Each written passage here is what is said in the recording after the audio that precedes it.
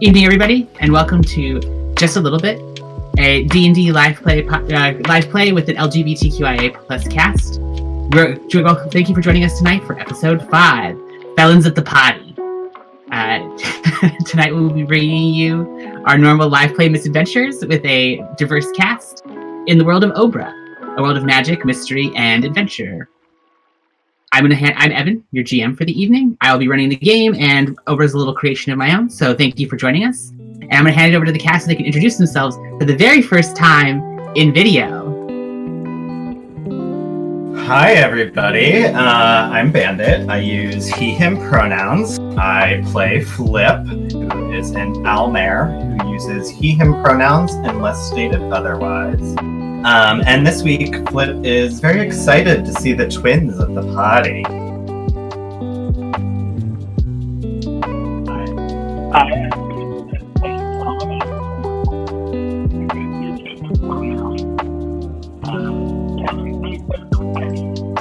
He's never once been so fancy before without roasting it.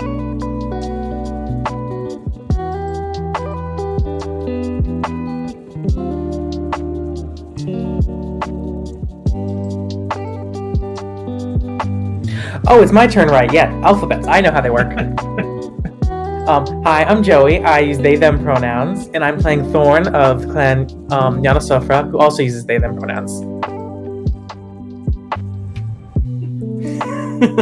Hi, my name is Tay. I use he/him pronouns, and I'll be playing Twiddlemup, the Stalsared, who uses they/them pronouns. Did I also say I also use he/him, they/them? I don't remember. And my fun fact of the day for Twid is that Twid made a lot of the outfits that the group will be wearing to a certain party. And I'm Zach. I use he/him pronouns. I will be playing Valen, a verdant who uses they/them pronouns. And Valen's fun fact is they can't wait to see how good Marge looks because they know that Marge will be stunning.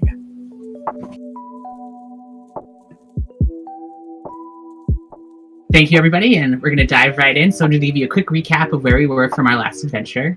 The party just found out that their benefactor and sponsor, Marge, is going to be accepting the Entrepreneurial Women of the Year award in Rutenia. Unfortunately, the good news of winning the award was marred by what seems to be somebody who wants to make sure that she never gets the opportunity to collect it in person.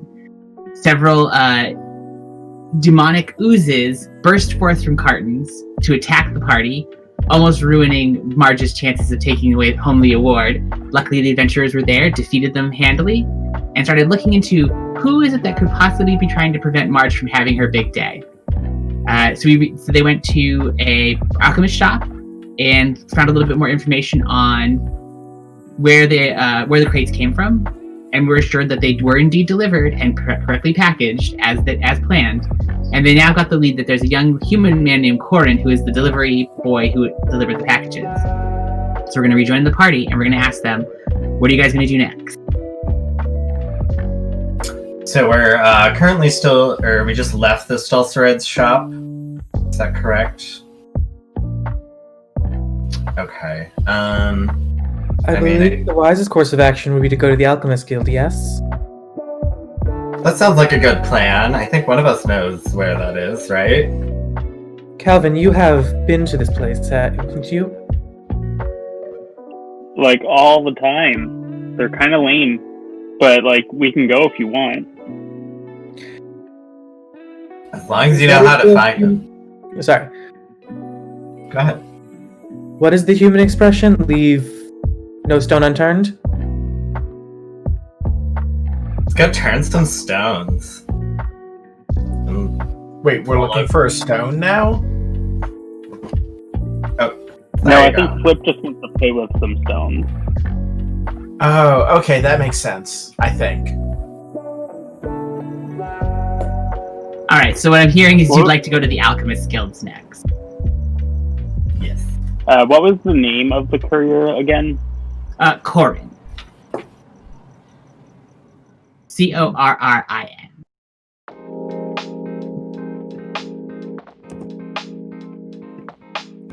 But yeah, so you would like to go to the guild? Yes, let's follow Calvin to the guild. So luckily for you, Calvin's been there many times as he's actually a member of the guild itself. An extended member, but still part of the family. You know that all the guilds are located in the district that you're currently in, where a lot of the trade and markets are. The guild halls tend to be more around the outside. They're a little bit bigger and a little bit fancier. It takes you about 20 minutes to get to where you're going, and it is indeed a large building, very extravagant. I've mentioned before that a lot of the architecture in Britannia, or a lot of architecture in Truehome, I should say, echoes what you would expect to see in like a Baroque Italian city. So soaring columns of marble, statues that are gilded in gold, a lot of embellishments and luxury. And the guild is no different than what you would expect. The entire building soars above you about 5 stories tall, carved in stone. The lowest story very wide, very long, but the top story is just a tiny little pinnacle that you can see has a large statue of a human man, hand outstretched, holding a giant glowing orb just in front of you. The orb, you would probably guess, is big enough to crush the entire party were it to fall. The large double doors are pushed open so you can see into the hall itself, and you can see that it's a buzzing hum of people moving in and out on business. I will say that, Calvin, you are familiar with the fact that the main entry hall to the guild is where people go to order special jobs, to get licensing, to take the training that they need to become an alchemist, all the various day-to-day stuff. We would know that when it comes to deliveries, though, there is another entrance around the side that allows all the delivery people in and out, and where the delivery offices are. You yourself have placed orders before for raw goods and things like that from the Alchemist Guild for your crafting, so you've been there many times before. So Calvin will sort of gesture. So this is the Alchemist Guild. We can go in the front. They're kind of snooty. Around the side is probably where the delivery boy is. Lead the way, Calvin. I say around the side sounds like a better option. So you take a turn around the side, and fairly quickly after you turn down the side street that is between 2 of the guilds, you notice that a lot of the marble that you saw in the front of the building seems to have been facades, as the side of the building is just normal stone without being covered with any of the same level of opulence. It's still nice and very well made, simply just not that same level of expense. You walk down that alley, what probably would be like half of a block before you come to the side and realize that there is a little alcove in the building itself, and within it you can see there's a number of crates and boxes that have all been stacked up that have various people sort of moving between them, and there's a kind of a buzz of people jumping in and jumping out, grabbing boxes and heading off. You are again reminded of the diversity of Britannia as several large Valonin come by, crates under each arm, stomping through.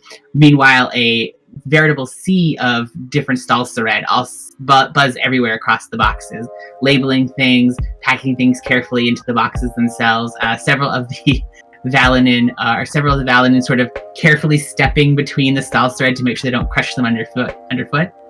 And you can see the main office is just beyond all that chaos, set up into its own little alcove, with several people along a large desk with a window that's open so that you can kind of talk to them through the building. Twit is staying close behind Flip at this point.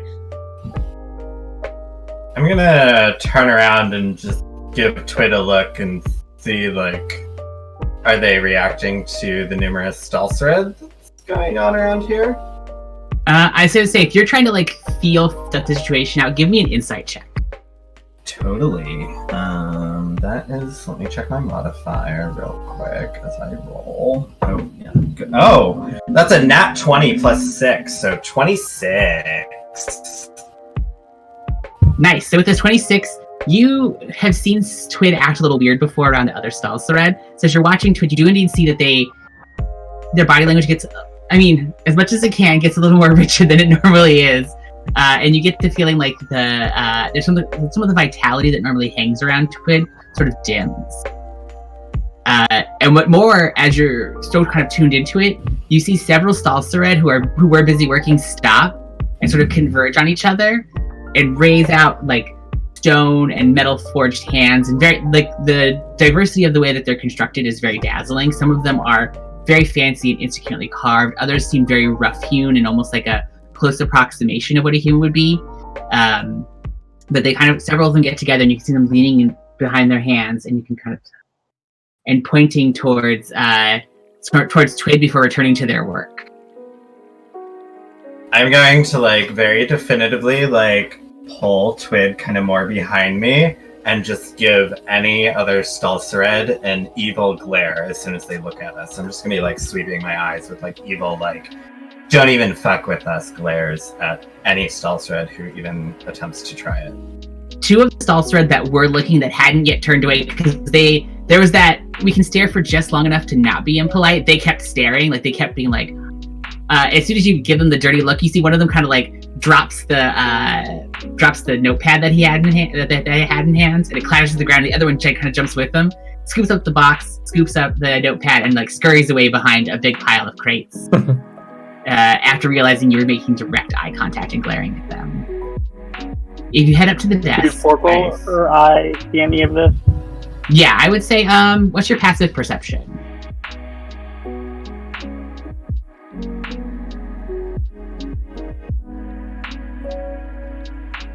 My passive perception is 13, and Porkroll's is 17. So, with the 13... you hear the clatter of the notepad being dropped and the boxes kind of being rummaged around, and you turn to look and you see some Stalsered scurrying away between the boxes. Not unusual, though, because the whole yard is full of activity. They are far from the only beings currently in here scurrying around. So it's very much like a drop-off pickup. This whole place is constantly buzzing with people. So nothing unusual for you. I will say that Porkroll with the higher roll did notice more, but unfortunately doesn't have the faculties to communicate that to you.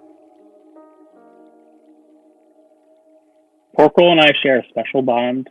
I'm sure you do. He can tell me whatever he needs to tell me. But anyways, I would assume you want to go up to the go to the desk at the front? Yeah, so I assume I have some sort of guild artisan badge paperwork, something or other. Yeah, so for you do indeed have sort of folded into a little leather pouch several certifications that mark you as being part of several different guilds in the city with all of your various interests as an artificer. So you sort of flip it open, and you have to flip through a couple of the pages before you find the one for the Alchemist Guild. And when you pull it loose, it is a heavy piece. It's a heavy piece of vellum parchment, so it's got that weight to it of a deep leather. And it has been, what looks like it has been burned in with your credentials. Perfect. So I'll walk up and I'll fish out the right one, my Alchemist Guild certification, and be I was looking for one of the delivery boys. He seemed to messed up a delivery. Sure thing, Chief. I'm happy to help you. And a little Stalsered sort of walks up a set of stairs to make it level with the desk. This Stalsered is a metal Stalsered. So its body is constructed of metal struts and various pieces that have been fixed together, a lot like Twid's, but where Twid's feels a lot more mechanical with the cogwheels and things like that. The whole thing is covered with this very fine filigree. And so there's these very much almost lace-like constructions all along the insides of its arms, all along the sides of its things. And the face itself is very much done out so that it has the same lace all across the front of it in the shape of a human. Almost like someone laid a thing of lace over a human's face, plastered it there and pulled it away to make a human mask. Oh, they real fancy. Oh yeah, so this is a Stalsered that has put a lot of work into the extras of their build. But sure thing, Chief, I can help you. Do you have the name of the courier you're looking for? Yeah, we're looking for Corin. He was supposed to drop stuff off at Large Marge's place today. Do you have the delivery number with you? Calvin's gonna look over to Thorn. Unfortunately, we do not. It was blown up. Not a problem. I'll see what I can do. Give me 1 second. And you see he leans over, or they lean over and pull open a drawer that is just full of all these different files. And you said it was delivery today? Yeah. Mm-hmm. Delivered today. Huge mess everywhere. It was a delivery from the Impetuous Alembic. Ooh, from the Impetuous Alembic. That helps me narrow it down. Thanks so much. A minute later, pulls out a file, slaps it on the ground, and opens it. Yeah, I got the details here. That's weird. So they placed the delivery, and we did have someone going over, but it wasn't supposed to be Corin. And he goes, give me 1 sec. Pulls out another thing. Pulls out like a big roster and starts to flip through a couple of pages. According to our records, it must have been somebody else who delivered it. Corin's out of town. His master and him are went to the front for the war effort. Yes, the day before last. The alchemist at the shop described him to a T. Well, it wasn't Corin. This is official. He left town with his master. They moved to the war front. They're on rotation. Do you happen to have the name of his master? Absolutely. And opens up the file and sort of flips through it really quick. That's Hyvalin Soot Touch. Now, as somebody who has used this ploy before, it could have been someone using disguise self, which kind of leaves us back at square one.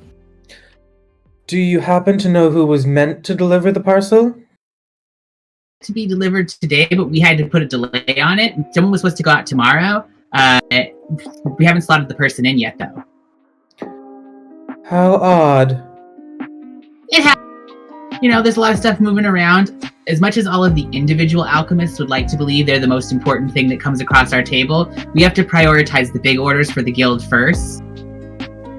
And with the war efforts going on, that means everything has to come second. Understandable. The issue here is that the package was apparently intercepted and replaced. I mean, unfortunately, without a proper tracking passage, I can't give you any more information. Only that we weren't supposed to deliver it until tomorrow. Very well. Do you have the name of the person who was supposed to deliver it tomorrow? Somebody, yeah. It is Corin's route, so he has somebody covering it. Her name is Katria, but she wasn't supposed to go out until tomorrow.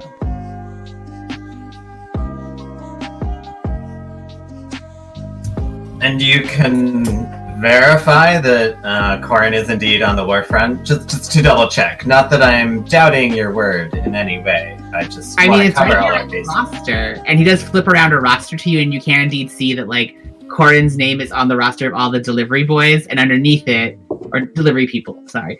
And underneath, next to their name, they are marked as, out of circulation as of this date for war effort. It's official. These come directly from the guild's management office, so the only person who could change that would be them. Understood. I appreciate it. There's a lot of confusion. We do a lot of shipping and logistics out of this particular department, but no one was sent out, as far as I know, to the Impetuous Alembic. I'm sure you do great work here. Flip, I'm inclined to believe your theory that it was someone disguising themselves as a well-known delivery boy.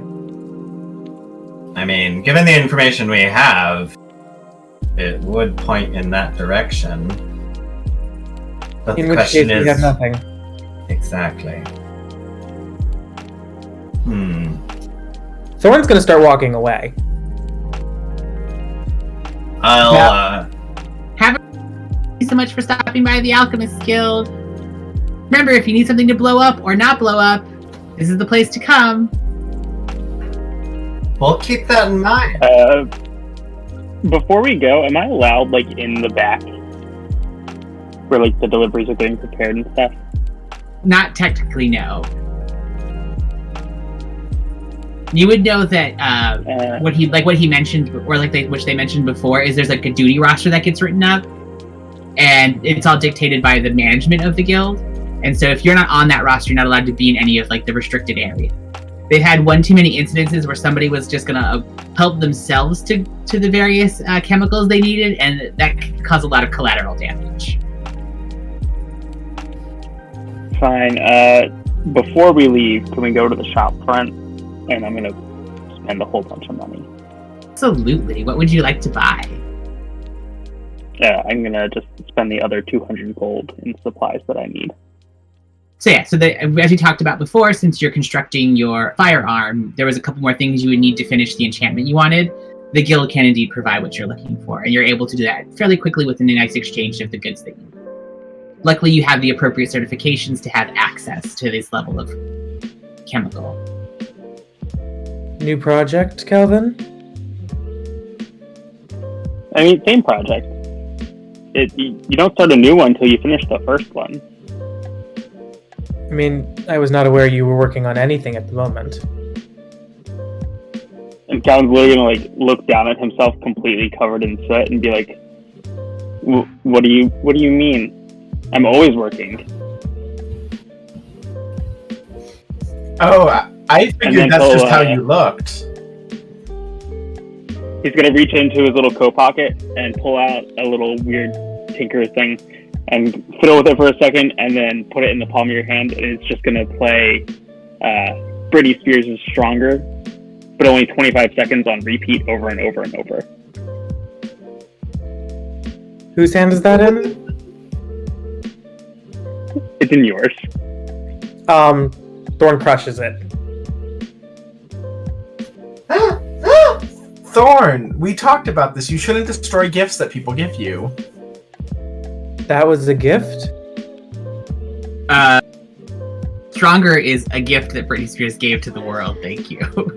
Does Britney Spears exist in Obra? Sure. She does now. Britney Spears exists across realities. Well, I did not destroy the song. You can listen to it other places. I destroyed the tiny mechanical monster. I just like lay a hand on your shoulder, like, there. Like.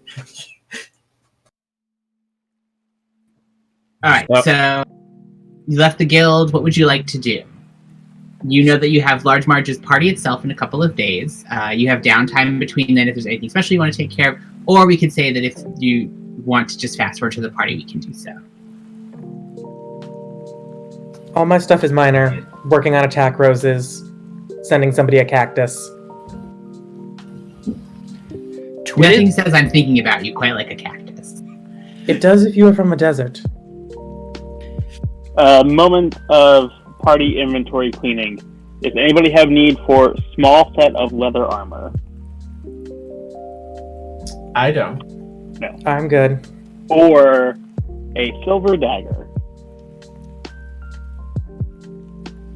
I mean, if no one wants it, I will take the dagger, but I have a knife.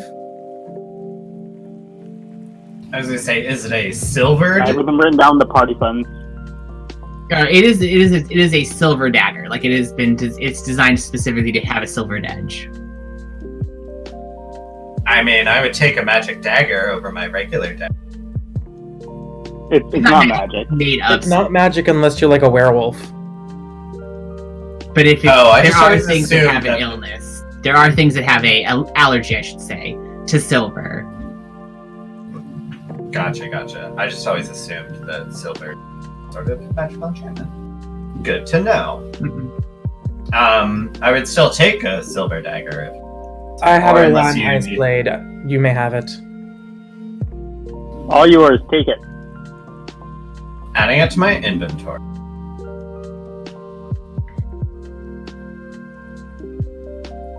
Excellent. So, like I said, besides managing the party's inventory and taking the downtime tasks we sort of talked about already off screen, anything else you'd like to do before the party? Twit is just like once or twice a day going to, when they're not working on the project they were working on, slowly walk by the alchemist shop and just glare inside. Are you doing so discreetly, or are you doing so obviously? Twit doesn't really do discreet. I was say, when is Twit ever discreet? Are you making an effort for them to know that you're mad? If so, I'm going to need an intimidation check. Yeah, actually, Twit will. Okay, I'm going to need an intimidation check then, as you're trying to figure out if you can scare them. 15? 15 is pretty good. At one point, like the third day, as you're walking by the little quartz stall store that you met before, that had helped you in the desk, is working in the window, like moving some things around in the window display as you make direct eye contact and just hold it aggressively. And after a moment, you see it reach its little tiny crystal hands up to grab the drapes and just pulls them closed. Twit is going as the drapes are pulling closed. The Stalsred only in their mind is gonna hear, "I see you," and you see the Stalsred drop and like several things in the window like get knocked over, and the window and it slams closed. And then a second later, you see it like open just a little bit and then slam closed again. Dear God, Twit. And you're using your ability, I'm correct? Yeah. Okay. My subclass ability. That is a very disturbed Stalsred. A minute later, I will say you see the door you see the door open and like two customers leave out the door and it slams shuts behind it and you hear a clunk of a lock and then the little opens sign flips over to close. Twit is gonna just like skip home. Nightmare fuel. I hate it. How does Twid skip? How does anyone skip? I was gonna say Twid has legs. Twid's legs just like float, sort of. I like to think that Twid skipping is your body remaining still, but your legs just floating and going like do. But like the rest of you doesn't move with them. And your like hands moving too. It's unsettling, like all the things the Twid does. Yeah, I'm upset I even said that. Weird energy limbs. So you pass the next 4 days quietly. I will say if everyone can give me a persuasion check. This is going to be just you talking to the people in your life and your network to see if there's any rumors that you hear. Garbage. Valen got a 19. 7. Twit got a nat 1 plus 3, so a 4. You spend so much time trying to intimidate that Stalsred that like everybody's terrified of you. Thorn the guard sometimes. Does Thorn hear rumors about this weird Stalsred that's like... With your bad roll, that is the only rumor you hear. They're concerned that Stalsred is planning to rob the place because it looks like they've been casing the joint this entire time. Like, do I recognize that, like, oh, that's Twiddlemop? Yeah, the description's pretty distinct. I feel like I hear that, I get home, go Val, and I go, Twiddlemop is being Twiddlemop again. What did you get, Flip? Because I heard, Calvin, you got an 8. Yeah, it was a nat 1 plus 4 for a 5. Wow. Yeah, no, you did not hear anything. I will say Valen is the only person who hears anything through the grapevine at the temple. So talking with some of the other clerics of Alasta, the goddess of the last harvest, you hear that the big buzz in town is indeed about Large Marge. Large Marge is being awarded a pretty prestigious accolade by the Church of Elune. Elune being the god of civilization. Every year they hand out an award called the Civic Laurels. It is recognizing a person who contributes greatly to the cause of civilization within the city of Truehome. And they have decided that Large Marge is the one this year for her extensive entrepreneurial enterprises and for the amount of work she's done giving back to the underserved communities like the floodplains. I feel like the whole time they're talking about it, I'm just like, yeah, she's great. I've heard great things about her. She's amazing. You also hear that there's been some rumors that people have been seeing strange birds at night, and that several people have been losing their small pet. I make a point of like telling Thorn that, like when I get home that day, I'm just like, there's weird birds. Weird how? They were saying something about people's small pets have been going missing, so I'm assuming that the birds are stealing.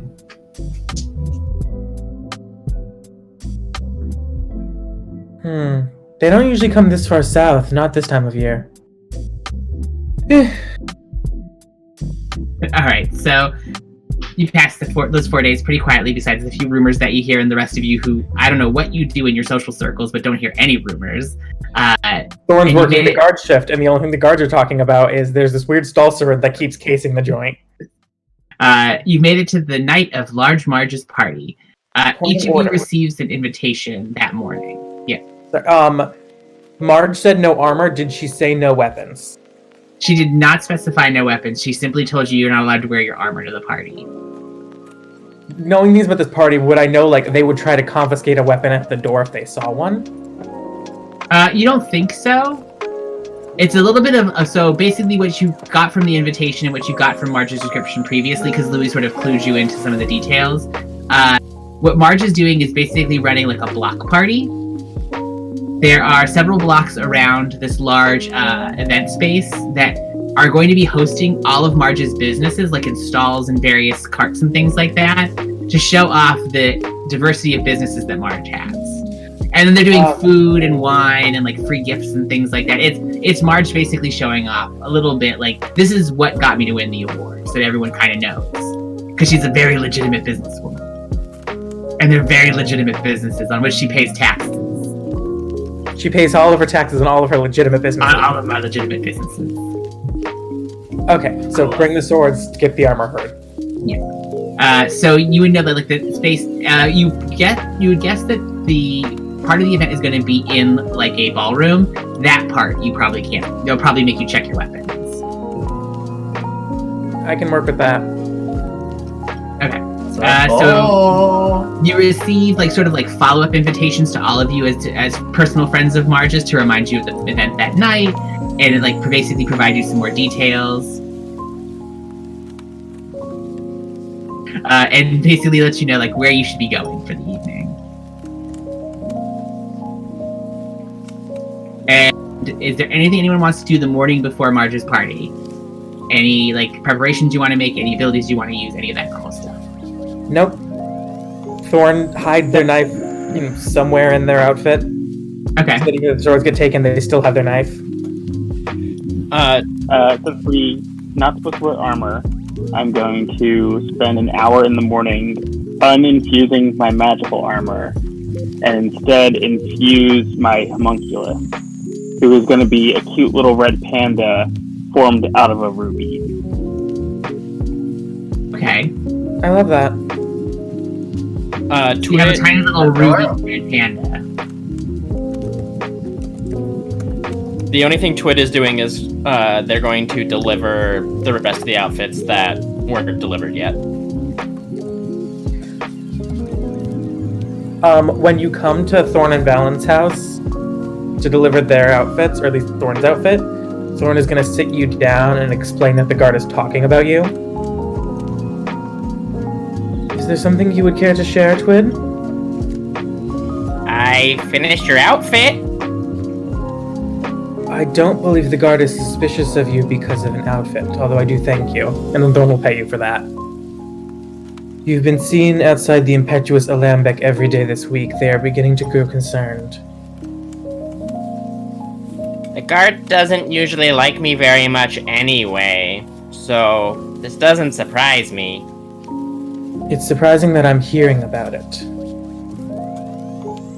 I say this as advice. You may wish to conceal any further trips to that area.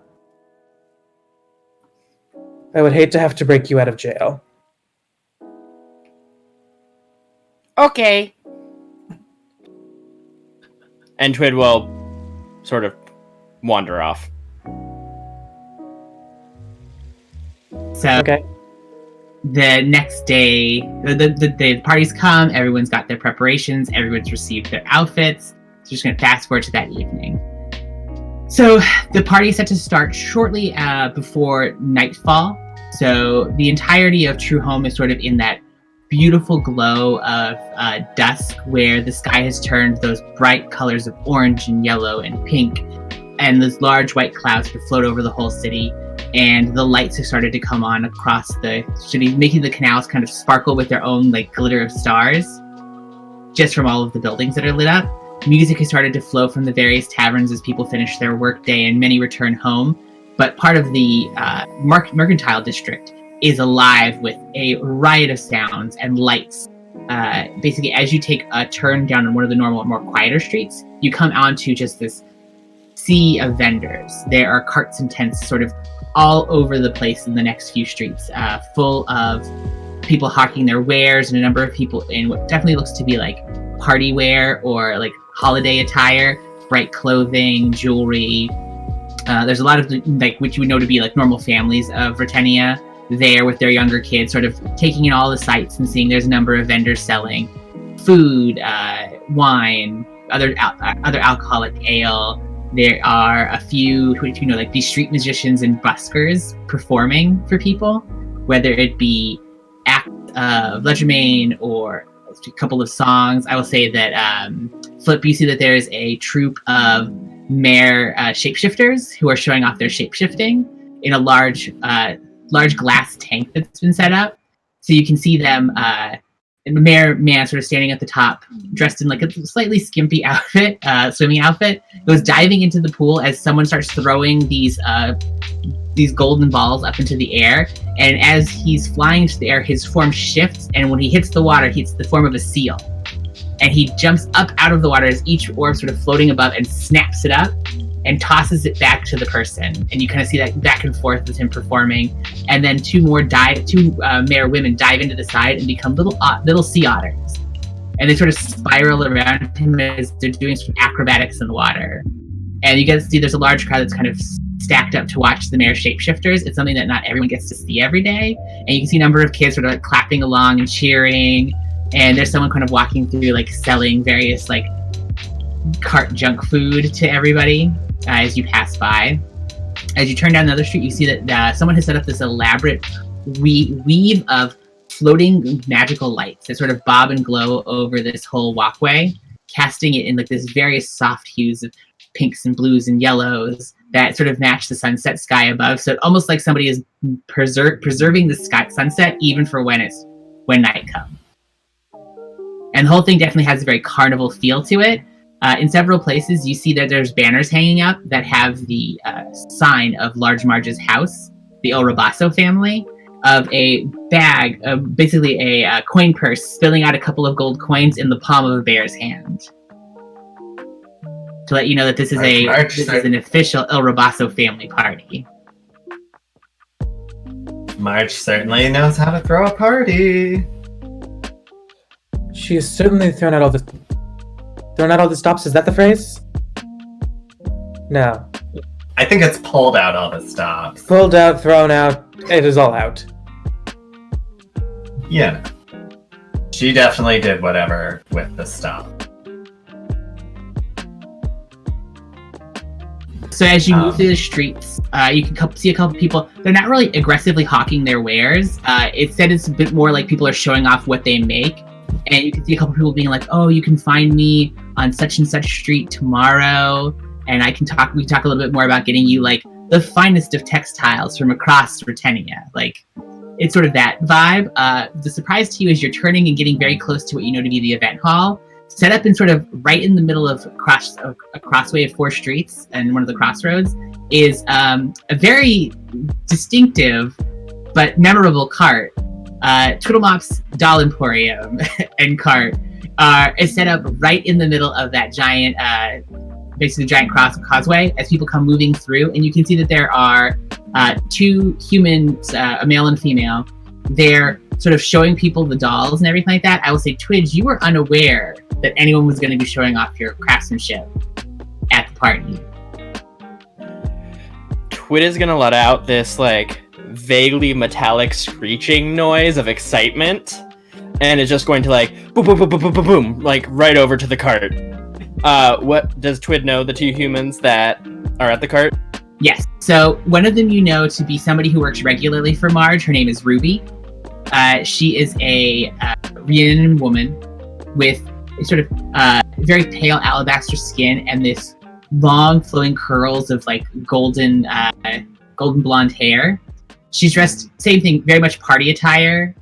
Very nice set of, like, a very nice dress with a shawl thrown over it. And she's sort of showing some of the dolls to some of the boys and girls that have gathered around, so you can kind of show off your workmanship. The other one you know to be Carlisle. who often serves as your bodyguard.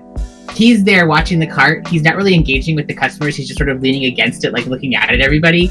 Carlisle is a same thing, Rian man, tall, sort of very close cropped hair, and you can see that along the side of where his hair is cut close, there's a scar that goes back into the side of his head, and another one that sort of cuts down one side of his lip as though he's taken a few beatings, and his nose has that distinct tilt of someone who's broken it before. He has large, meaty hands that are sort of folded in, and you can see that he's, in the side of his mouth, he's gripping a cigar as he's looking at people coming to look at the cart. People are giving him a little bit of a distance, but that seems to be fine because Ruby's working extra hard to, like, lure in all of the people. Twit is running straight into a hug with Carlisle and going, Carlisle, best friend, hi! And as you, like, hug Carlisle, I assume around the leg. Carlisle kind of looks down at you and he's like, oh, hey, Twit, what's up? Are we in our outfits already? Yeah, everyone should be dressed in their outfits. Twit will look up. Do you like my outfit? I made it myself. Is it different from what you normally wear? Do you want me to describe it? Yeah, absolutely. Okay, so Twiddlemop is wearing, like, you can see far less metal on Twid than you usually can see. They're wearing sort of like a cloth top over the top that drapes down and covers sort of the metal part of their torso. They have a little bluish indigo bow tie with some buttons going down over the cloth, even though the cloth doesn't really look like it needs, it's not really a shirt, so it doesn't need buttons. They have a like satinish belt going across their waist, and down towards the ground they have a hot pink and purple skirt that's like draping downwards. On top of their head they have a giant princess hat, one of those like I'm a dragon stuck in a castle. It's purple around the edge and then bright pink going up with orange, purple, and red little like tassels coming off the top. And then off of their back, they have two giant butterfly wings made of shimmery cloth. Did you do something different? Look at my hat and my wings. And Twit's gonna like try and flap the wings a little bit. You look great, kid. I'm not okay. Well, fuck all our outfits. If you're here, though, you should probably see Marge. She's at the event hall. Okay, is everyone treating my dolls nicely? Ain't no one giving your dolls any problems. You got everything taken care of. Perfect, thank you so much, Carlisle. You got it, kid. As soon as Twid is out of earshot, Thorn is going to walk up to Carlisle. And other than Valen, none of you have ever seen Thorn not in armor. They're currently in like a nice white jumpsuit that goes like down to the ankle, and it's like the legs are fitted, the top's a little blousy, but it's off the shoulder and backless. And as Thorn walks forward, you can see Thorn has two tattoos on their back. They're two cat's eyes, one on each shoulder blade.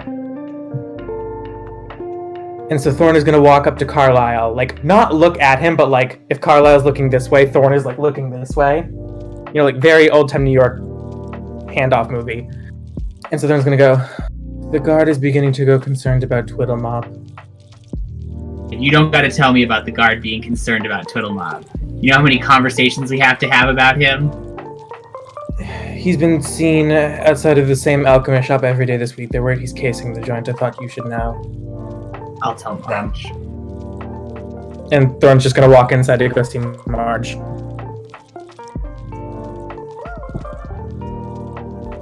Anyone else have anything they want to do before going inside? I mean, as we pass the mayor's kind of showing off, I'll just kind of like toss my hair and be like, I mean, if I wasn't all dressed up, I would probably do the same. And should I describe Flip's outfit now? Please do. Okay. Flip is wearing what I can only describe as a blouse, very low cut, with giant slits and giant ass flowing sleeves, tucked into like a super high-waisted, tight black leather, like leggings into high-heeled stiletto boots. He also has a little like single arm half cape a la Simone's Day runway in Drag Race this week. Fully painted up eye makeup. His hair is kind of pulled back up behind and like tucked in with a fancy like mother of pearl comb. And he just has a ton of random ass jewelry on, rings and numerous necklaces and such. I'm into it. I mean, I do enjoy shifting into otter form, but you know, it kind of requires like getting into and out of an outfit, and I already, you know, got myself into this one, so. I'm sure you'll be out of it soon enough. I'm not here. I don't get throwing a little wink. This is Azrael coming in. Yeah. So actually, do you want to swap us over to the other side of map? The other setup?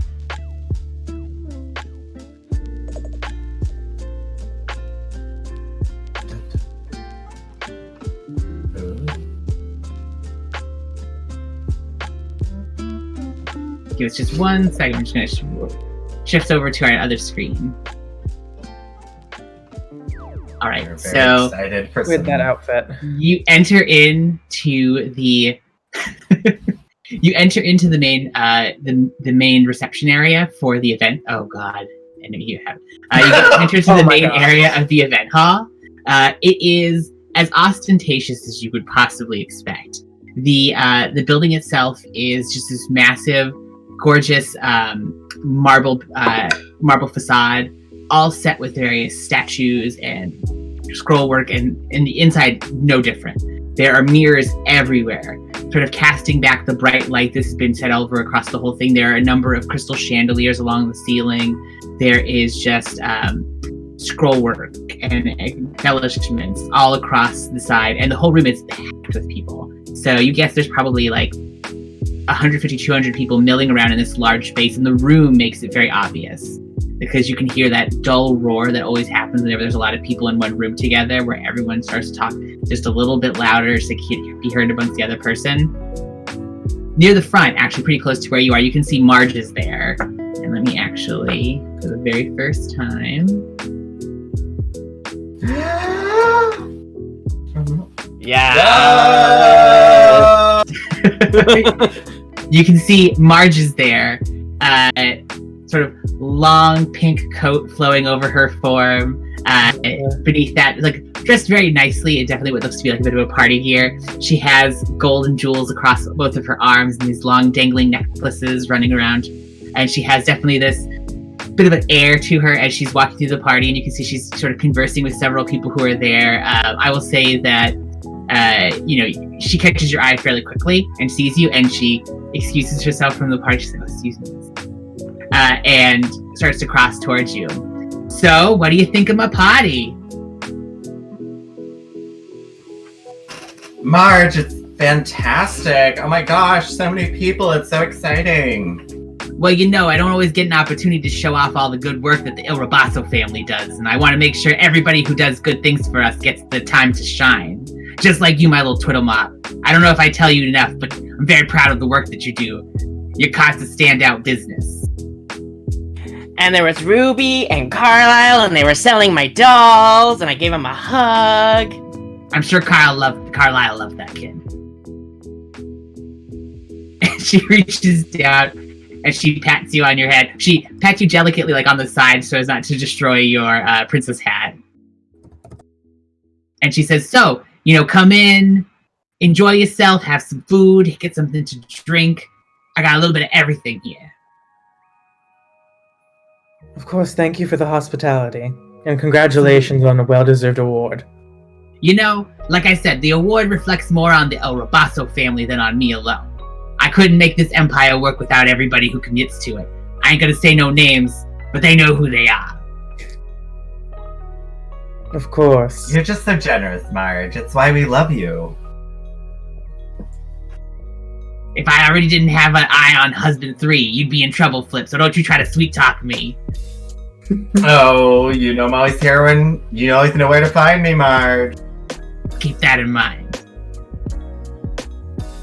It's fully a Alexis from Schitt's Creek wink. Of like, it's bad. It's bad. I turn to Marge and I'm like, oh, I can't wait to see what coat husband number 3 buys you. We'll find out.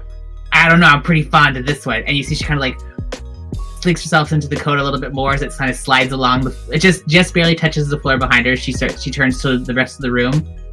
And she goes, but, enjoy yourself. Have a party, have some drinks. Don't worry about nothing. It's all covered by the family.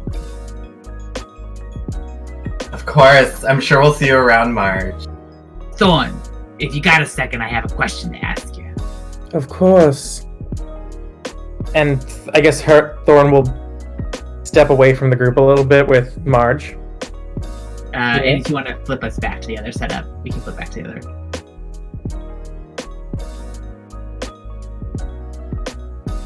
So Thorn, you ain't never done wrong by me. You always looked out for me, and I appreciate that. I know you got a background with the god, and I don't mind that so much, but I know it comes with some skills that are valuable. So I would wonder if you could do me a quick favor. That depends on the favor. You see those 2 fancy pantses over there? And she points sort of across the room, and you can indeed see that there are 2 figures that are dressed very opulently. Sort of also, they have gathered their own little court around them of people engaged in conversation with them. You've never seen either before, but the one is a tall, statuesque woman. She has very short cropped hair, like sort of a pixie cut, and she has that deep tanned olive complexion that goes with the mare. And as you see her turn, you do indeed see that she just like Flip has those solid black orbs as eyes, without being broken by any whites. Everything else, but like the rest of her skin, that has that deep dapple of someone who spends deep olive of someone who spends a lot of time in the sun. She is dressed in a long coat, actually, like very much like a captain's coat that hangs down to about mid knee, toggles buttons along the outside, and a number of metals seem to be attached to the outside of the coat. And then it's buttoned in the waist to show off that she's got that nice, slim figure. There are merchants who have spent a great deal of money on statues that are far less elegant and far less curvaceous than the woman standing before you. You can also see that at her waist she has a small rapier set there, as well as a knife, and these tall, long, knee-high boots that are in that shimmering black that says that somebody spent a lot of time polishing to perfection. Next to her is a what you would guess probably to be a Rionan man, because he has that more pale complexion. He is human, but he has the hair that is the very lightest hint of pink, as well as a very short-cut, thin beard that is also dyed to a pale pink. And then the outfit besides that is a stark black, long flowing toga. So it's those long flowing layers of fabric that are falling around him, but they're in this pitch black color. And then beneath it, you can see that he's wearing what seems to be a dark olive tunic and trousers. And also has a pair of brightly shining boots. All along his arms, you can see that they're covered with these elaborate tattoos. And as you're watching them, even from the distance, you can see that the colors along it seem to be moving and changing on his arms. And they're in weird geometric patterns that seem to move and reorient themselves, almost like somebody's spinning a logic puzzle of some sort. And they're both sort of talking, and you can see that he makes some sort of statement with his arms spread wide, his hair and everything kind of glowing in the light, and everyone around him gives the polite laughter, and someone raises the glasses and oh, you're so good, as you're watching. So you see those 2 fancy pantses over there? I do. They're new in town. They just got here a couple weeks ago. They're part of this atelier. They're a merchant organization. They've been moving into town, and I'm a little suspicious. They seem legit, but at the same time, I didn't get to where I got by not listening to my instincts, if you know what I mean. I do. I was wondering if you would do me a favor and go over there and feel them out a little bit. Word is they've been hiring some adventurers, and I know your party, you done some good adventuring for me in the past. I will see what I can do. What else is it you know about them? They're new in town from... what's the name of the Mare Isles again? From the Shadowcar Isles. From the Shadowcar Isles? No, so the one right over there. Her name is Privateer Brunera. She comes from the Shadowcar Islands, but the organization itself comes from a little town to the south called Antifa. Like with an A or with an E? Entifa. Not Antifa. Antifa. That's what I was checking on. And then how do you spell her name? And her Brunera is Brunera. And I will say while you're writing that down, I'll send it to you. Yeah, I got it. Okay. While we're asking that, I will say that you pitch, or flip. Sorry. Knew that was gonna happen. Previous campaign came back to me. You, Flip, would know that Privateer is a special title that's given amongst the Shadowcar Islands and amongst the Admiralty. It's someone who was serving as a captain in the Admiralty, but has since left to serve someone else. Okay. So she's still a captain. On good terms. She left in good terms. She's still a captain. She could return if she wanted to, but she's in someone else's service now. Gotcha. Are the rest of us kind of privy to this conversation between Marge and Thorn, or are we just kind of observing? You are not privy. I will just say that if you see them kind of pointing, if you see her, what she's wearing marks her out as a privateer. Okay. Yeah, I was gonna ask if I noticed them anyway, so good to know. I don't recognize either of them in particular. Not off the top of your head. But yeah, so that's Lady Brunera, and then see the one next to her. That's Lord Meadowsweet.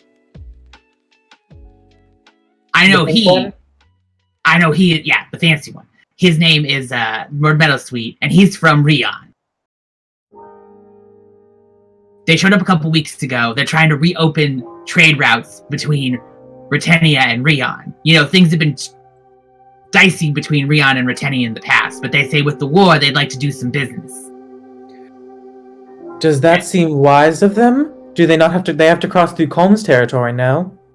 No, so they're using the mare and her fleet to do shipping for them. So they go around the mountains. Mm-hmm. That seems risky at the best of times. I'll see what I can puzzle out.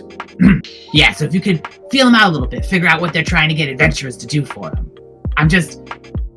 I ain't suspicious yet, but I'm about to be suspicious. I am suspicious given the past week's events. You and me both. And let's just, like I said, I got where I got by being discreet and by being cautious. I am nothing if not discreet. Appreciate that. But go enjoy the party. But if you get a chance, have a little conversation. Get to know them a little better. Because if they're just here as competition, if they just want to do some business while I'm doing some business, that's fine. But if they're here for some funny business, I ain't got no space for that. Of course, the last thing Truehome needs right now is an insurrection. How dare you? Too real. You started it. You started it. All right, I guess I will say on that note, it's 8:30, so what we're going to do is we're going to take our quick break. Thank you all for enjoying some adventure with us. I hope you don't mind taking a quick 5-10 minute break so we take a little breather, stretch our legs. I would like to shout out that if you love the art of Large Marge like I certainly did, that was done by Cat Atomic Art, who you can see in our chat. They are a fantastic artist who's been helping us out with making our logo and making a lot of the art you're going to be seeing here. There's more, by the way, just you wait. So if you love it, check them out. They're on Instagram and Twitter as Cat Atomic Art. We also linked them on our Twitter as well, which is here in our profile. Thank you very much, and we'll see you after the break.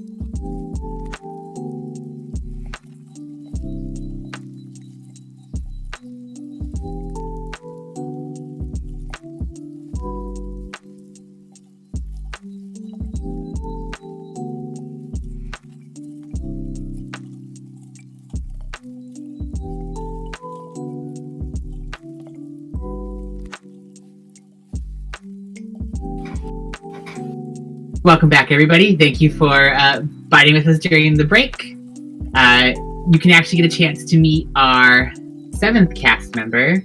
This is Barnaby. He's our production manager and, and manages a lot of the fine details of the stream for us, as well as making sure to keep my feet warm while I'm GMing. But Mr. B! He needs to go back to taking his nap now. Bye, Barnaby. Mr. B, MVP. MVB. And now, getting back into the stream, the entire party has arrived at Marge's party, and Marge has asked Thorn if they could discreetly look into 2 unusual figures at the party. Members of a merchant organization that have arrived only several weeks ago, claiming that they want to reopen trade routes between Rion and Retenia. Rion was once the country that ruled over Retenia, and Retenia is simply like a barony out on the edge of their reaches.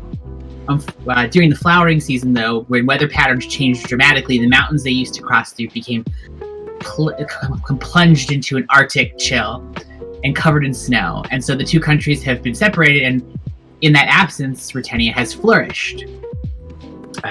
So reopening trade makes Marge nervous. So Marge has asked Thorn to learn a little bit more about Privateer Brunera of the Marefleet and Lord Meadowsweet of Rion. And we will be joining the party at the party. So you've gotten your mission, Thorn. The rest of you have had a chance to move around. Twid has to show us Twid's outfit, because there actually is art that goes along with Twid's. Oh, it's epic. So you can decide again if you still think it's a toot or a boot.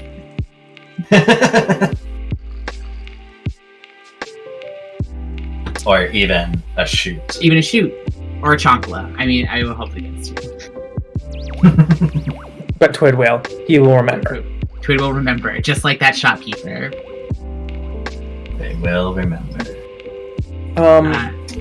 I'm going to return to the party and sidle up to Valen as I normally would. And again, doing that thing of I'm not looking at the 2 people I'm pointing out, because that'd be weird. And saying to the rest of the party, apparently those 2 over there are new in town and are attempting to reopen trade between Retenia and Rion. Or so they say. It's setting off Marge's spidey sense. She's asked me to puzzle out what they're up to. I mean, I wouldn't mind helping you get to know the pink-haired one. I had a feeling Marge was looking for a little bit more information than could be gleaned between the sheets. I have found that the best information is gleaned well between the sheets. Nevertheless, I was going to ask for your assistance on this matter. I feel it would look odd if we were to all go. I can Calvin assist. is already walking over to them and tinkering with a little, what looks like a flower in his hand. Okay, then I guess we're going now. Twit is gonna pull on Thorn's arm and go, Do you want my help?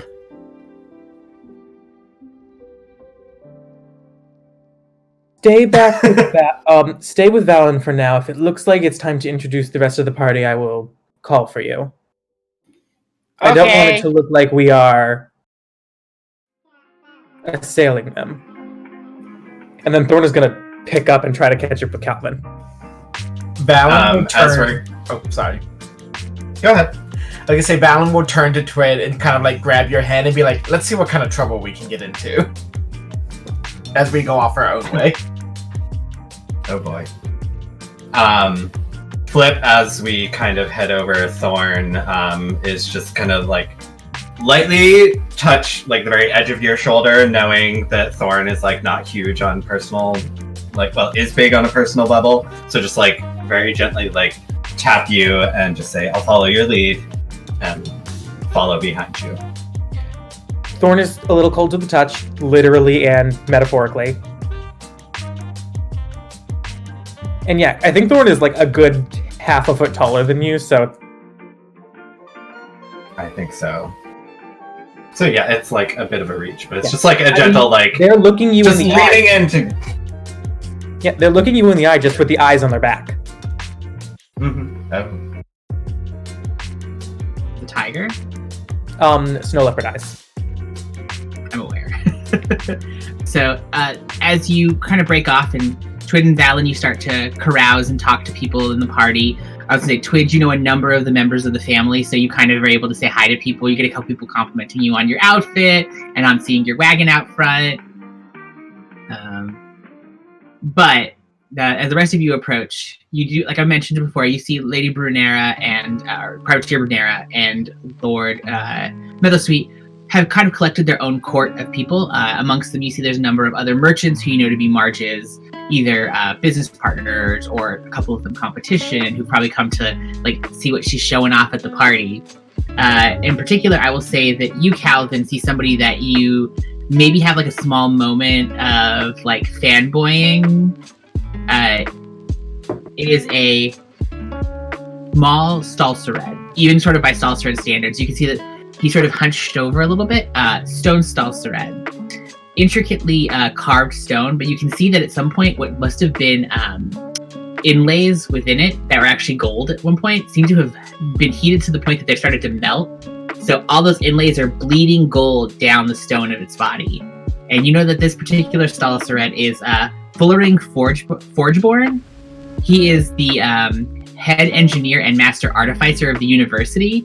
And it's him that oversees most of the the magical enchantments that keep all of the canals running, and a number of the other large-scale enchantments that help the city. And you know him to be a master artificer of the highest order. And he seems to be in conversation with Lady Brunera as you approach, and you can hear her. We started off many years ago as a consortium interested in fine metals and gem work, but as our influence and our fortunes grew, we decided why not extend our portfolio. And so over time, we started to incorporate other artists and other ventures until we got into the business of magical item forging, fine arts, and now we serve as patrons for a number of people across the continents. That is why we've come to Rutenia. We've heard you have a number of local talents. We realize that you're in the middle of a small civil war that's caused some disagreements, and we perhaps could offer our services, our extensive trade networks, and we could see it as an opportunity for both of us.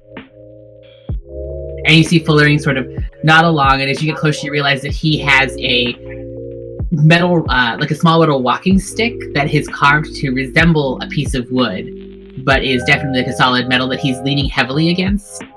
As he's listening, sort of nodding along, small little stone head sort of bobbling back and forth. What you can see is that someone has carved features that are very like intricate. Like, it's very much like a very fine, like almost realistic sculpture of a human face.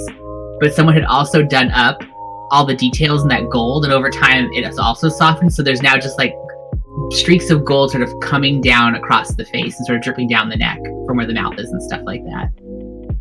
But the stone itself still seems to be in perfect condition. So Calvin's gonna walk up and kind of awkwardly like, sorry for the intrusion. I don't know what the honorific would be for, Forge Master, Forgeborn, I guess. Probably Master. It would be the one that you would use. Master, Forgeborn.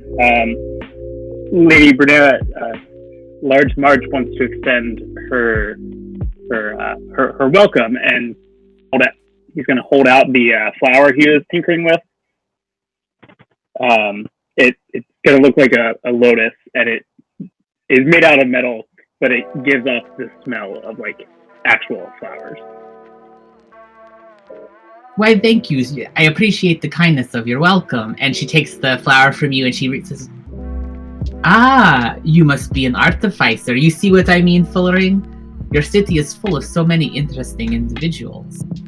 It would be a shame to miss out on meeting so much new talents." And she like reaches into the jacket and she tucks the flower very like carefully into an inner jacket pocket. I am Privateer Brunera, here representing the Regalia Atelier. Calvin will like really awkwardly give her a handshake, but it's like he doesn't know how to hold. Oh, you get a firm business handshake. Like you go in with some hesitation, and she immediately like grabs your hand and gives you the like 1-2. It doesn't hurt. She's not trying to like flex on you. It's literally just that like this is the person who gives the perfect handshake all the time. Calvin does not return the perfect handshake. Are you currently contracted to work for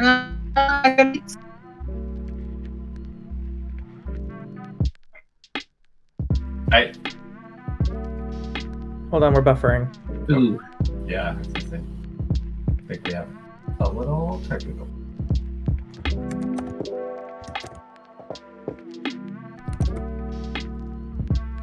Oh, network error.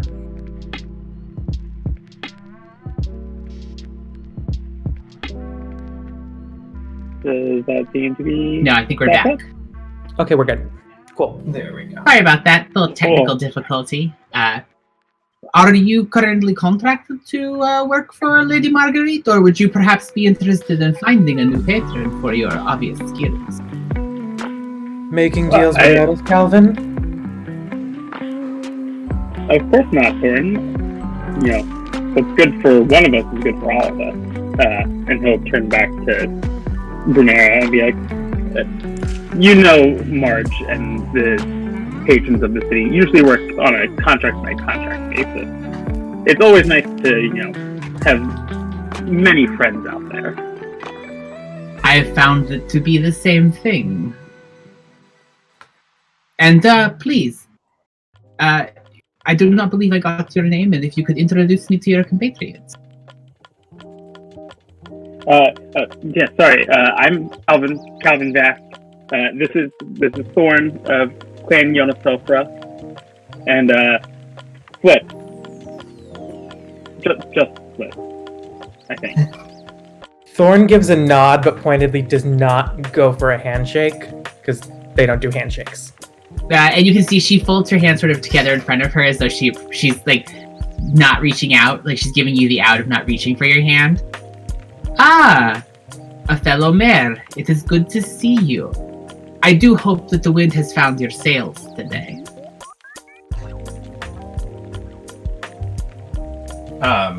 Oh, sorry, that was to me. Sorry, MySpace. Yeah, agreed. I go by Flip, but my full name is Philippe Kalai Barak Altan, and I want to insight check both of them as I give them my name. He's the man, Lord Meadowsweet, still seems to be engaged in another conversation, but you can you can insight check her while you're saying your name. No, that's a 10. A 10. So when you say the name, she like raises her eyebrows slightly and gives a little like of appreciation. Like she's like, oh, I'm familiar. 18 insight. Do I notice like I wouldn't know the meaning of the name probably, but like, do I notice a reaction? Yeah. So you definitely notice that she seems like it piques her interest as you say that. And she goes, I believe I've done business with your sisters before. That's highly likely. Then you should know that we're a trustworthy family, and you could potentially do business with us as well. Indeed, I have heard good things about your family through the Admiralty. Your sister's rise has certainly been meteoric. Oh yes, she's always been a bit of an overachiever, but that's what you get when you're the oldest, I guess. Me, on the other hand, I seek my fortunes elsewhere, and find myself in Truehome, much like you do. You know how it is being a mayor. You're always filled with wanderlust. It's true. Just everything's fluid. Would it be impertinent to assume that you are new in town? I do not believe I have seen you before. Yes, we've only arrived, Lord Meadowsweet and myself, in the last few weeks. We are exploring some opportunities for business, as I mentioned to your associate, Calvin. What opportunities? Perhaps me and my compatriots have skills that could be useful. Of course. I do more of the logistics, and our fleet maintains our shipping. But Lord Meadowsweet in particular, while he still loves fine jewel work as the rest of us do, as our start of our little organization, is particularly interested in unique and hard-to-find magical objects. He's a bit of a collector. He sometimes have a problem where he does not want to sell what he's collected. I have to clean out his quarters every once in a while. Is Meadowsweet still like off in conversation, or does it look like I could talk to him without completely interrupting? He's sort of stopped the conversation and turned to look when he heard his name. So you have that moment where he's obviously like, what's this conversation about? Oh, what are your particular areas of interest? We've had a few run-ins with collectors as of late. And he steps up and he goes, I apologize, I must have missed the opportunity. Lord Meadowsweet, my particular area of interest is unusual and hard to find arcane objects. In particular, I collect a number of fine weapons, armors, exotic jewelry with various properties. But I'm of open mind. Why are you looking to sell? I am a Thorn of the Yanasofra. I do not myself possess anything I'm looking to sell. I was merely curious as to your business goals while in town. We have a bit of a party ourselves. Well, I've noticed. You have a Rhymice weapon. I do. Crafted by my people as I became an adult. Any interest in selling that? Forgive me, but this blade will leave my hand only when I am dead. Of course. They're a cultural artifact. I would never want to separate someone from something they didn't want to sell. That's why they're so highly desirable, though. They're almost impossible to find. Yes, we have a bit of an attachment. Do you believe you could hold it? I believe I may be able to do so, yes. Yes, but lately we've had our fair run-ins with magical artifacts. Calvin the other day, what did you say the name of the blade was again? Well, I mean, the sword was just a sword. It was the rock that was important. And then, like, the rock didn't have a name. It was the elemental inside the rock that has a name. He doesn't So, like- know that. No, this is Calvin just Oh. word vomiting. Calvin's nerding out about this. Oh. Sword and Forgive me, stone Calvin. elemental. This is your area, not mine. Excuse me, did you say you had a sword with an elemental inside of it? No, the sword doesn't have an elemental inside of it. The rock has an elemental inside of it. The sword just kind of sits inside the rock. I haven't figured it out quite yet. All I know is that you have to keep the sword in the rock if you want it to have power. So, like, they tried to enchant the sword, but they couldn't, so they enchanted a rock instead, because I guess that was easier. At this point, Flip is gonna kind of interject and introduce himself, full name, to Lord Meadowsweet, and just finish off with a like, "But you can call me Flip," and give him a wink. And you can call me Caius. I appreciate making your acquaintance. As do I.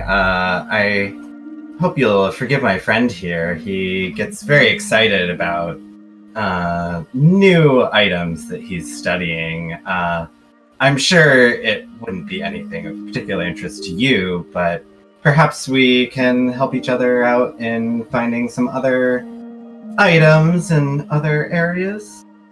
When you're introducing yourself, do you offer him your hand? Yes. If that would be customary.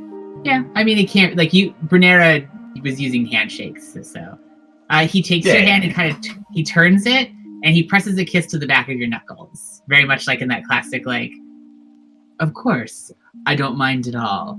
I'm a collector of things with fine craftsmanship and quality. And he definitely gives you, like, a up and down as he says that. I'm first of all giving a full presentation for him to take in, and then also returning an up and down. I will say that getting closer to him, you can tell both he and Lady Brunera definitely run the side of athletic. Where the toga falls away from his arms, you can see that it definitely looks like he's somebody who regularly engages in exercise. Of course. Yeah. And I'll just like slowly pull my hand back and kind of turn back to Thorn. Be like, but as they say, business before pleasure. Of course. Do I say that? Sorry, they in the general sense, not they in particular sense of you, Thorn. But I assume you would prefer to do business before I engage in my pleasure. Generally, yes.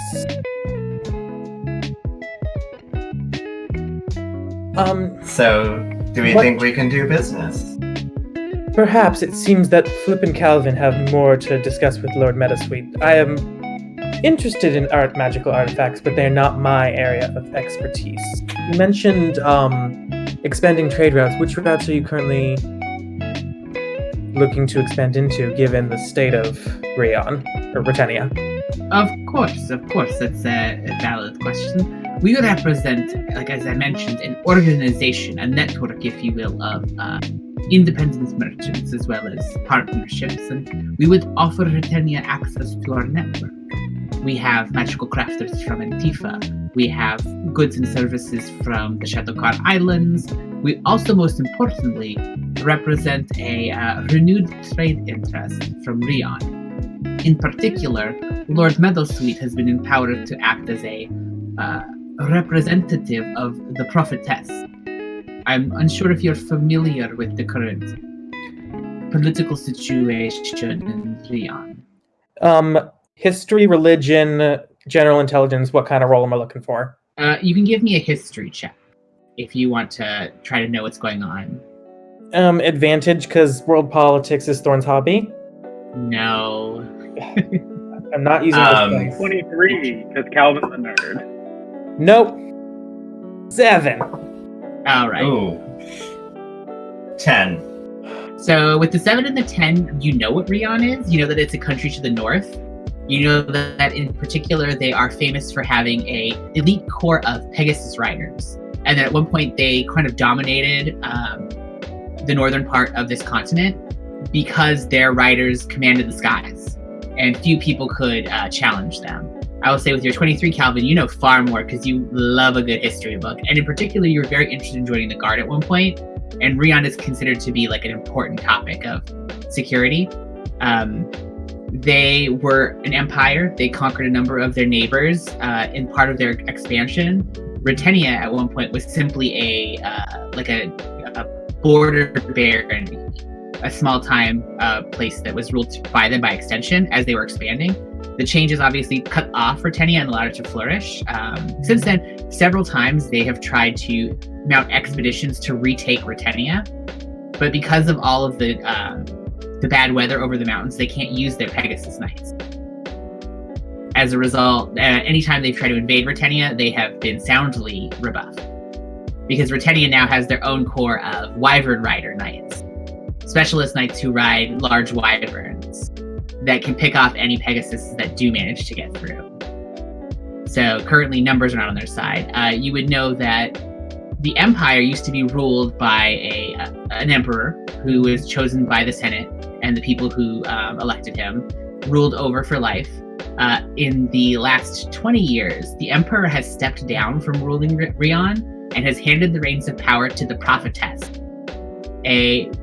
She started off as a simple priestess amongst an obscure cult in Rion, but quickly rose to power as she claims that she has been empowered directly by the voice of one of the architects, the ancient and powerful primordial gods that created the world of Oprah before they left on their essentially existence-long crusade to create life across the cosmos, moving from planet to planet, creating worlds full of living beings and magic before moving on to the next.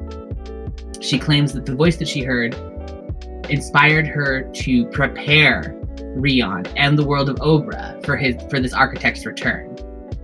For they would like to see that what has come of Obra since they've been gone, and see if Obra's truly ready to become a masterpiece and not just a creation of the architect. Her church has spread across Rion since then, and basically she controls more or less politics, power, and industry amongst Rion. Her church is particularly of interest and is organized around building a number of great works, great magical buildings and monoliths that are supposed to help prepare Rion for his return. And you know that there is a church and cult to her that has just recently started in the last few years in Truehome. I am familiar with Rion. I am not familiar with this prophetess you said? Yes, the prophetess. She's the spiritual ruler of Rion. This I was not aware. Yes, Lord Meadowsweet serves in her court. He is what they call a draftsman. He is part of the religion. He helps plan the future of the church. Forgive me, my focus tends to be a little more on the natural world. Of course. And Thorn will sort of gesture to their, put a small hand to their pendant, which is a symbol of the Frost Maiden. I am familiar with the mission of the Ashahai.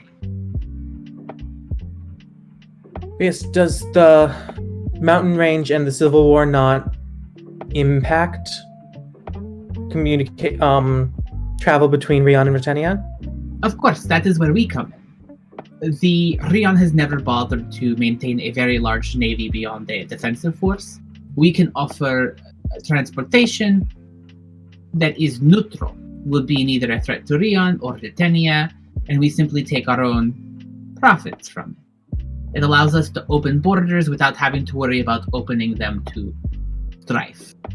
In particular, we know that there is opportunity here to give Britannia the goods and services they need to flourish, and perhaps for their prince and his sister to take back the country that is rightfully theirs.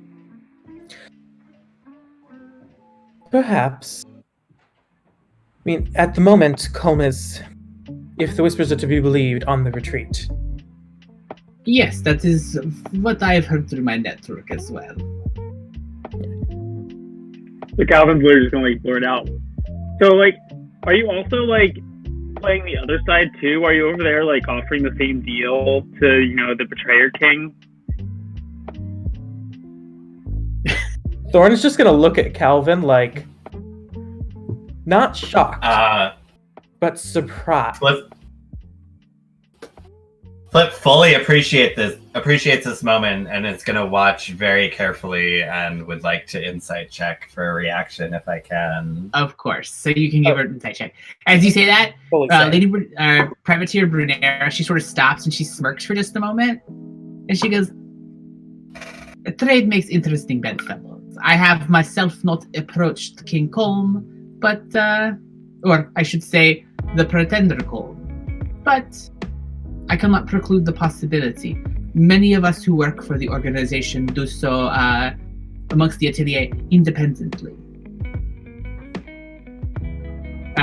Insight checks. Yeah, I got a... Sorry, what did you get, Joey? A 9. Flip got a 12. I got a 14. Your question definitely took her by surprise. Enough of a surprise that it took her a second to sort of like bounce back. She seems amused though. Like the vibe you got from her was like she wasn't expecting someone to just blurt out that kind of question. So she seemed a little amused and a little like surprised by it, but she recovered fairly quickly. Of course, that's completely understandable.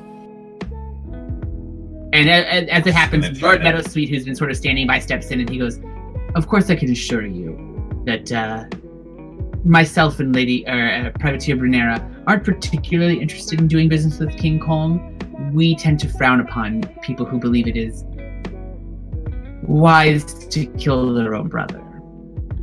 They make often enough for bad business ventures."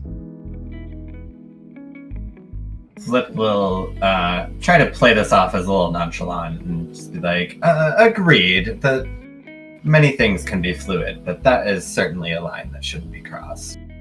Agreed. There are some things that don't predispose themselves to being reliable. But seems like we're all on the same side, and a potential business opportunity might work out for all of us. Of course, if you have a line on any unique or unusual artifacts, I'd be happy to hear about them. I pay a finder's fee, of course. And where might I find you were I to come across any unusual artifacts or anything else? ... You can find me at the Temple of the Architect. Temple of the Architect. And I will say that anybody who's been a citizen of Truehome for a while now knows about this. It's kind of was a hot bit of topic of gossip. This is a temple that was built following the prophetess's religion of the returning architect. It's this gorgeous temple that was set up sort of in the outskirts of town. It's very nice, very well built, obviously well funded. But sort of like all of the other temples in town definitely discourage and look down on it, as it's not an official. No one knows for sure that whatever she's talking to is truly an architect, but they do know that she's throwing down major magic. She's essentially been witnessed doing things that would be considered miracles. And her clerics have been casting spells as though somebody is empowering their abilities. So maybe a little bit of cult vibes, but they got something going on there. Yeah, I will say Valen would have heard about them a lot as from the Temple of Lasta. Thorn's gonna look more to the privateer than the Lord, and sort of give a nod and go, "I do not speak for my compatriots, but unless you have work within Truehome, I myself will have to decline for the moment. I have a duty of care to one of our other members and cannot leave them alone." Shouldn't be a problem. I assume you are familiar with the fact that at one point much of this area was ruled by the Ardent Scale. Thorn's just gonna pause for a moment and say, "I am aware." We have worked with the university to inquire about finding some sites for ardent scale artifacts. They're things that could be of interest to us. We were thinking about engaging a expedition, if you will, into the floodplains, I believe they're called. They are indeed, although if I think about it, do I know of any things that used to be ardent scale buildings in the floodplains? I will say general knowledge would be that people every once in a while definitely dig up ardent scale relics. It's the kind of thing that I'm going to add an extension to my shop, or I'm going to build a new house or something. I occasionally dig up leftovers from the ardent scales. They had an outpost that Truehome was built on that had been abandoned before they arrived. I'm aware that they once used that area as an outpost and that artifacts are still found to the day. Indeed, and if the university is certainly interested in things like that. If you are of interest, we have some stuff that's just outside of Truehome as well. Just to the south in the reclaimed lands, where the blooming happened. There are a number of ruins we're hoping to search. Obviously, if you're willing to go there, bringing along your adventuring friends, we would be willing to compensate you quite generously. Perhaps I would need to discuss it with my companion. I will give you a friendly word of warning since you're new to town. Rumor has it that folks have been disappearing from the floodplains as of late. I appreciate you letting me know. I appreciate the warning. We try to make sure that nobody from our atelier goes anywhere without appropriate guards. That is most wise. Indeed. If you are interested in taking any of our business, you can find us, as my friend Lord Metalsweet mentioned, at the Temple of the Architect. We maintain a small office, I assure you. We can do business without having to worry about the metaphysical manifestations of any returning architect. The atelier is far more interested in business. I will consider your offer. Of course. I appreciate it. And as she's saying that, you hear sort of a loud voice sort of booms over the room. Excuse me, everybody. If you could turn your eyes to the front of the room, please. And you see a woman walk out onto the stage that's sort of set up to one side of everyone partying, and the hush sort of falls over the room. And the woman that walks out is on the shorter side. You probably guess around 5'4", with dark cocoa skin that's in all the lights across all the mirrors has this shimmer to it, a healthy sheen that sort of across her skin. She is wearing a long flowing dress that's sort of cinched out at the waist, but everything else is left to flow. That is in these deep umber colors. So very much giving you that same vibe of the sun and all of its majesty. The belt around her waist is looks to be made of solid gold, and is cinched in, and where it closes, you can see the small face of a lion. And she has gold bracelets that run across her arms, and they almost have a design that looks to be interlocking, where the bracelets are locked in place, but there's little chains that go between them on both sides. And most distinctive about her is that right behind her is a full-sized lion that comes padding across the stage, sort of right next to her. Huge mane, these sharp feline eyes that are lit with this deep intelligence, and you can see floating just above its head this faint halo of light. And I will say, I guess for the most part, a number of you would recognize that this is Lady Yanari, the cleric who runs the Temple of the Loop, the one temple that you know is giving out the award. In particular, I will say you're aware, Thorn, that she comes from the Empire. The Empire of Lincarnus that is across the sea. That is one of the things you are concerned about. I was gonna say, her god is the god of civilization. Yeah, knowing that Thorn is very concerned about the Empire and Elune, the fact that the lion has a crown, that's like one of the lions, right? You would know, I would say, give me a history check really quick. Ooh, which dice? This one. Come on, roll better. I'm also going to There we go. say at this point. Yeah, sorry, go ahead. 17. I'll say with the 17, you would know that this lion in particular is an awakened lion. So it is intelligent. It is a spellcaster that many people have seen. Yes, it too is a cleric, essentially, of the Order of Elune. It is not one of the lions, but it is an intelligent, sentient lion that essentially has all the functions of any other humanoid, but also is a cleric. You know that it serves as the other head of the Church of Elune here in the city, along with Lady Yanari. You all Bite watch your head off. Then Thorn goes, like, for all you know now, Thorn is made of stone. Like, they don't look like they're breathing. I was going to say, I assume at this point, as we kind of end our conversation, that we're going to find Valen and Twid, so we're all together at this point. Unless they're up to shenanigans. As the group all comes back together, the woman, as she steps up, she sort of raises one hand, and she does several of the lights in the room dim, and the lights that are on the stage sort of brighten up. And she places the other hand onto the lion's back, sort of composing herself for a second. As she does, you see for a second this flash of, like, almost like lightning in this pale gold, like, wash across her skin.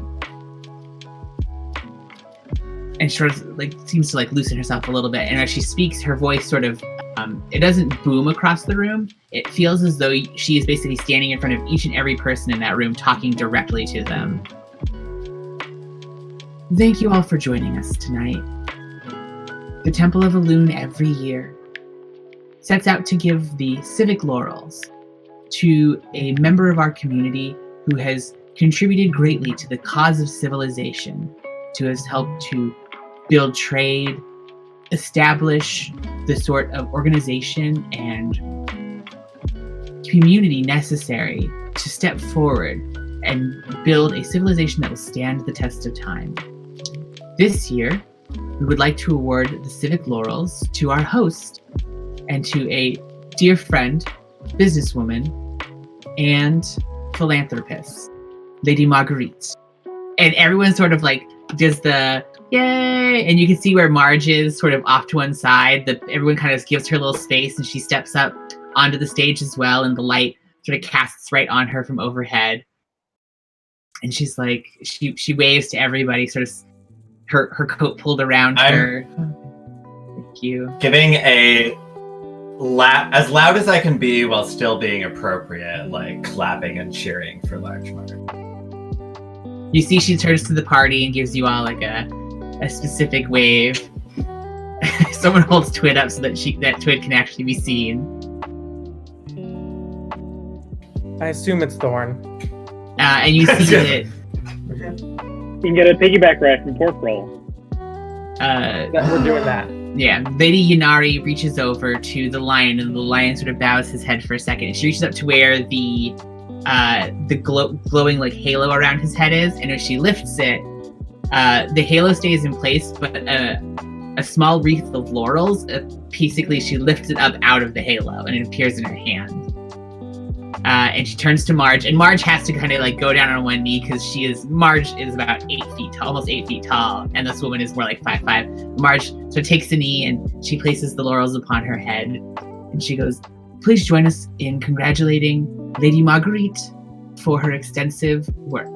She has been an exemplary businesswoman, building a network of trade across the entirety of Britannia that has supported the war efforts, has provided goods and services and jobs for a number of people. We also want to take a moment to recognize her philanthropy, as it was Marge herself who started up the ferries that move between the floodplains and the city every day to make sure that those who are displaced by the war have an opportunity to engage in profitable trade and give back to our community."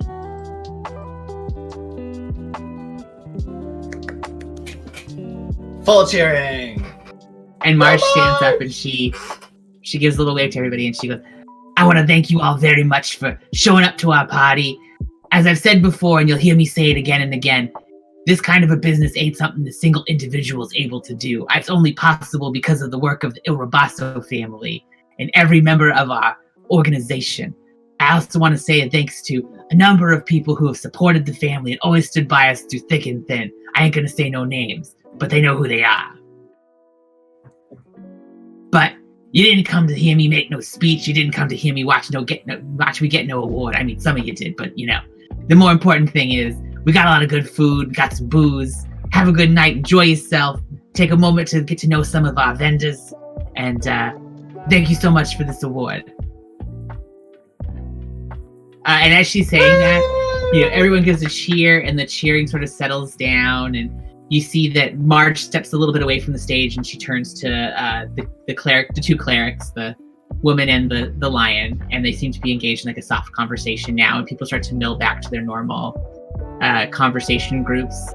And Lady Brunera and Privateer Brunera and Lord Meadowsweet start to sort of slowly gravitate back to the circle of people they were talking to before. Lord Fullering sort of tapping his way forward very slowly as he's walking back towards the group as well. And as it's happening, the music dulled for everyone to talk. It hasn't started yet, so the room actually has sort of a silence to it. And in the distance, you suddenly hear the sound of crashing broken wood and stone. And in the distance, you hear screams. I won't try to do this, I don't want to wake my dog up. But you hear the sound of screaming and distress coming from outside of the building. Thorn swords are out, and Thorn is booking it. So you want to book it out of the building? Mm-hmm. All right. Twit is running full speed after Thorn, yelling, "My dolls!" Oh no, the dolls! Oh, The no, dolls! the dolls! Not the dolls! If you want to flip us back over to the other view, to our combat map. Should we also take a moment to feature new art? Is this a good time? Oh yeah, actually, before we get started, we have some more fantastic art from Kat that is amazing. Everybody now has their very brand new tokens. So we have Flip. Look at it! It's so good! We have Calvin.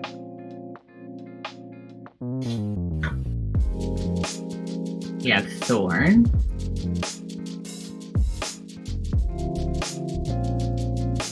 Yeah. And Valen. Oh.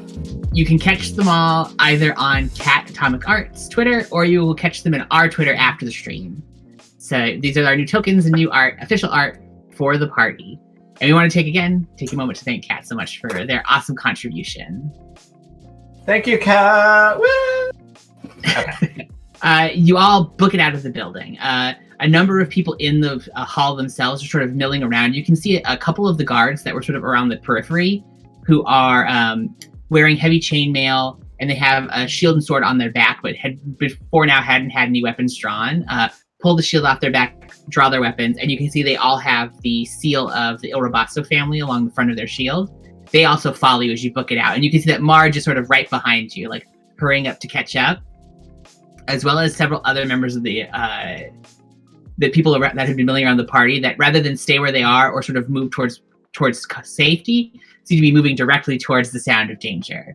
As you exit the hall, the party that was once going on outside seems to be completely different. The lights that were above you before, a number of them seem to have snuffed out or seem to be crashing and moving around the between the buildings. Several of the lights go slamming into one of the carts, and you can see that a dark form seems to have caught them, slams into the cart with a meteoric crash, and then steps out of the cart. Two big wings sort of pushing the detritus of the cart away from it. So far, Twid's cart's just fine, but this is a different vendor's cart. Pushes sweeps the detritus off of itself with its wings and steps out. You can see there's a huge spiny tail that kind of comes back down off the back of its head down to its an actual tail that snaps around behind it, crashing a crate. And the wings have these long scales hanging off of them as well, and these fine points. and this huge jaw just full of busted, jagged teeth as it turns to look at you with these glowing red eyes. You are now kind of running out between the carts. As you do, sort of where you are right now, you see another form come swooping down over your heads, and you see two dark shapes fall to either side, crashing into the stalls into either side of you. You see broken crockery, broken wood, shattering, ripping cloth, and as they come pulling out, you just basically see it looks as though whoever created them spent far more time adding teeth and not enough time adding a torso, as they appear to be a set of stubby legs, this kind of globular body covered in like what looks to be like leathery skin that's sort of scabby and broken, too many arms, and these big eyes over a giant maw.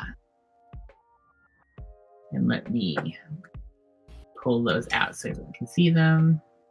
Do not care for that. And they come crashing down to either side of you, basically looking like that. Ew. That's not Yeah. natural. Yeah, I'm not here for that. And they come kind of crashing out of the ruins of the cart. And at that same moment, another falls into the display in front of you. The same thing pulls itself out. It has those long quills that go across its entire body, and instead of wings, just sort of snap around behind it. And let me get that one out. As it comes to land. So there's two flying quill boys and then too many teeth. The other flying quill one has further down the way, and I will say, as the two smash near you and this kind of cause chaos, people scatter that were in the streets enjoying stuff. You can see it seems to be the same chaos that you're running into down either of the side streets that are also full of party goers, and you get the feeling like these three that you're facing are not alone. You get the feeling like this is a miniature invasion, and a couple of people who are following you have already broken off into the side streets as though they're going to confront what's happening further away.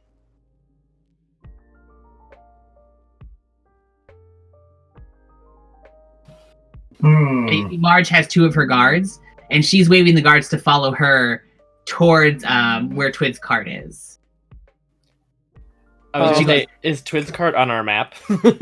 Twid's cart is not currently on the map. It would be probably another like 20 feet off of the edge of the map, further down, where the crossroad is. But you hear Marge yell back, "I'll leave these ones to you. We're gonna go take care and see what's going on." Thorn's careful, gonna Marge. divine sense. You're gonna use your divine sense? Mm-hmm. I will say you use your divine sense to reach out to the creatures as they kind of pull themselves out of the wreckage. They do indeed detect as fiend. And roll for initiative. Don't fuck me. Oh, that's good. Initiative fuck Twid instead. I've been getting fucked all night. It's your turn.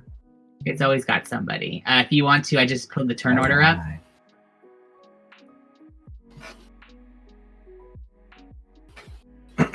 If you want to put yourselves all in the order.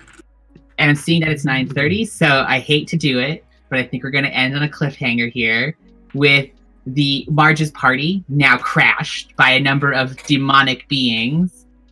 Chaos spreading through this once festival air of the streets, and you can see people scattering in front of you, and you now have a couple of new friends who seem eager to say hello. So you'll have to tune in next week to see what happens at Marge's crash party. I called We it. fuck 'em up! Yeah, I can't wait to put those things in the ground. Do it. You don't Hey, crash you Marge's want to party. These are fiends. Every one of Thorn's attacks does more. I'm designed to kill Oh. that shit. They've threatened Do Twid I have Dolls and something Marge. All right. Well, thank you everybody for joining us. We really appreciate you taking the time to watch our stream and get to know the party a little bit better. Again, we want to shout out the awesome art. We want to shout out the awesome opportunities all of you have taken to engage in the chat. If you could give us a follow if you've been enjoying, so that way you'll be notified anytime something new comes up. If you want to learn a little bit more about our lore, we had actually just dropped this week in our Twitter information on how to bring a Valen in, like Large Marge, into your own adventure. Use them at your own table, incorporate them into your own world. Other than that, you can also find our previous episodes up on YouTube. So we're kind of getting a little bit of everywhere. Thank you so much. Just Have a great night. bit. Have a good night, everyone. Good night.